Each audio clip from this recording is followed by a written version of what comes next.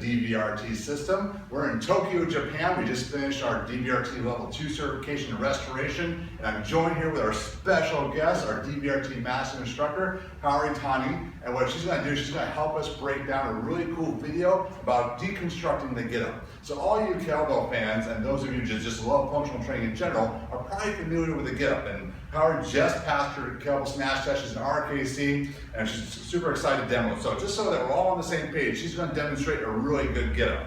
So Kaori, let's come on down. So while she's demonstrating, I'm just going to talk about some of the benefits. So a lot of you know we get incredible shoulder mobility, we get core stabilization, we get hip and mobility and stability at the same time. So as she goes into it, I'm just going to let her take her time. It's always a slow drill. So one of the things that you don't want to do is try to rush through, because there's so many good parts about the movement that if you go fast, you'll miss out upon. Really, a heavy weight isn't important at first, because a lot of times if people try to focus just on the load, they miss some of the beautiful aspects of the movement, the transitions, the endpoints, the opportunities to learn a lot about your movement and your body. Really, because of the slow nature and the high complexity of it, a lot of people do too many reps. So usually you're looking to do 1 to 3 reps at a time. Usually more advanced people can tolerate a little bit more volume of repetition. So when you're starting off, just do 1 and consider it more of a practice. Now, unfortunately, what ends up happening after you just finish a beautiful get-up is that I go to a lot of gyms around the world, and people, I ask them, do they do Turkish get-up? Some say yes, some say no, and when I ask people the biggest challenge with doing the get-up, they'll say it's just too complicated to teach. So when you have a movement of high complexity, you can really break it down into components. Not just the components that make up the individual exercise, but you can use other drills to actually enhance what makes up the Turkish get-up. So what we're going to do today is we're going to show you 4 drills that you can use with kettlebells and ultimate sandbags to really reconstruct the get-up and actually teach it more efficiently so your clients enjoy the process of getting more out. All right, guys, what we're going to do is look at our half kneeling arm press, because a lot of people struggle with the get-up because they just don't have frontal plane stability. They just don't have the ability to resist motion side to side. So a lot of times what we can do is we can first learn how to resist a plane of motion like the frontal plane, and then we can learn to move through it. Because the Turkish get-up uses all 3 planes of motion, it's high complexity, so we've got to break it down some components. Half kneeling arm press helps us do just that. Also, a lot of people have a hard time transitioning with that hip stability. So putting people in a half kneeling position not only parallels the get-up, but helps build some of that stability that's going to carry over to the get-up. The great thing about the ultimate sandbag and the half kneeling arm press is that we're going to get a challenge not to just get weight overhead, but to stabilize side to side. So what Kaori's going to do is she's going to go really slow. She's going to push to lock out overhead, and then she's going to pull it down to the opposing side. And as she slowly moves side to side, we're going to watch. Is she able to keep in line? Is she able to resist side to side motion? Is her leg in line with her hip? Is her knee in line with her hip? Is she starting to compensate? Is she starting to lean? And is she starting to pick up the pace? Because this should be a very slow push, then pull. This is a really shoulder-friendly way to introduce people to overhead lifting and build up that.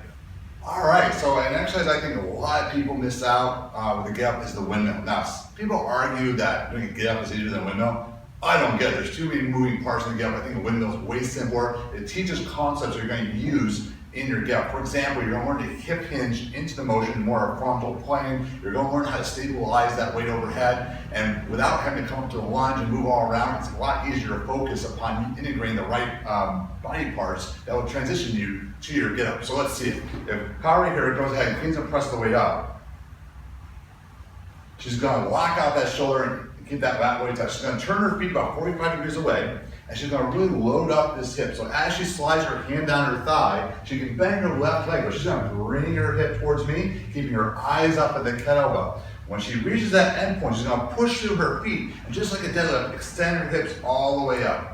Beautiful job. Let's do 1 more. And see how she keeps a nice neutral wrist. Everything's in nice alignment. She's not letting her weight go forward, she's letting her weight go back. So this is something you're going to do when people make that transition, when they put their leg through and try to come up to a stand, they usually miss this part and don't understand how to load the hip. This is a great way to do it, and learning how to stabilize the weight overhead is going to take away a lot of fear when you move to your get-up.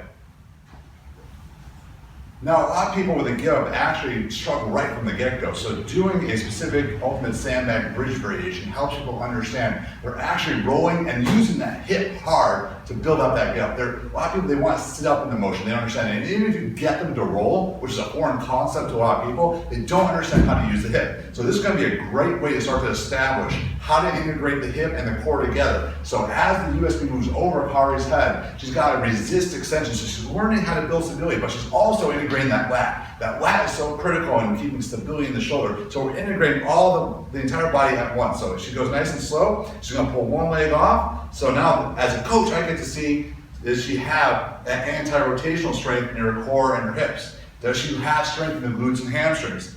Again, really slow drill because we want to look at how she's able to maintain stability throughout the motion. She's actively pulling against the USB, so I shouldn't see any sag in the USB. By pulling it apart and activating the lats, she's actually building stability through her entire chain. You'd be surprised how challenging this is, and people want to speed up the motion, but you want to slow them down. 5 or 6 good reps is way better than 10 reps where they're trying to speed it through. This is going to be something that you can put at any part of your workout. It can be part of your dynamic warm-up, it can be your core strengthening drill. Heck, for some people, it's going to be even their hip hinge progression. So a great drill to do. It's going to start teaching you the foundation of how to integrate that hip as you start your Turkish get up. All right, guys, now we're going to actually put some lunging into this series because guess what? People are really sticking at lunging.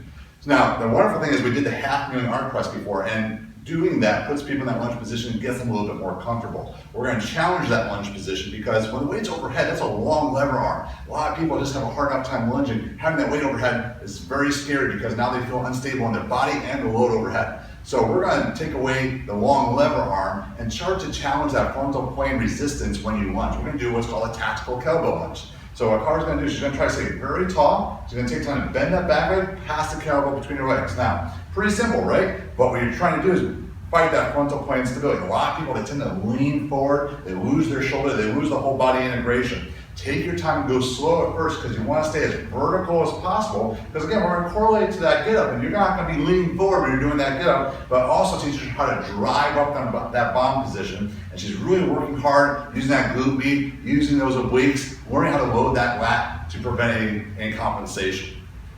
Beautiful job, my dear. So what you guys see is basically a circuit that you can put together. While it doesn't look like you're doing your get up, you actually are. And so when you transition to your get up, it's going to be way easier. So Kari, how's that feel? Pretty good? Pretty good. All right, so guys, if you want to check out more, make sure to visit us at dvrtfitness.com. And Kari, for our friends in Japan, where can they find out more about DVRT Ultimate Sandbag Training? Oh, DVRT Japan. We do have a website, so please come visit us. Make sure to check out their website. Make sure to check them out on Facebook. Awesome instructors in there, and come back for some more great drills and tips coming on.